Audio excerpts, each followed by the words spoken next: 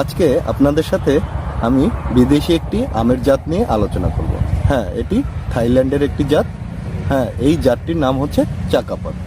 এই চাকাপাত আমটির কালারটা বেশ সুন্দর, খয়েরি একটি কালার হয়। এটির রৌদ্রের আলো যতটুকু পাবে সেই অংশটুকু খয়েরি একটি কালার হয়। আজকে এপ্রিল মাসের 16 তারিখ, আমি এই ভিডিওটি করছি এপ্রিল মাসের 16 তারিখ। এই আম এখন যতটুকু আছে এর থেকে ডাবল বা কিছুটা বড় হবে।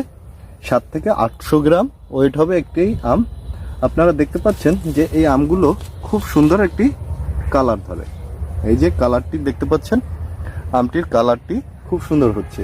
যে সাইডে আমাদের রৌদ্রটা পেয়েছে সেই সাইডটি কালার চলে এসেছে এবং অন্য সাইডে কালারটা একটু কম আছে, তাই এটির রৌদ্রের আলোর সাথে কালারের একটি সংযোগ আছে। তো এই আম 7 থেকে 800 গ্রাম ওয়েট হয়।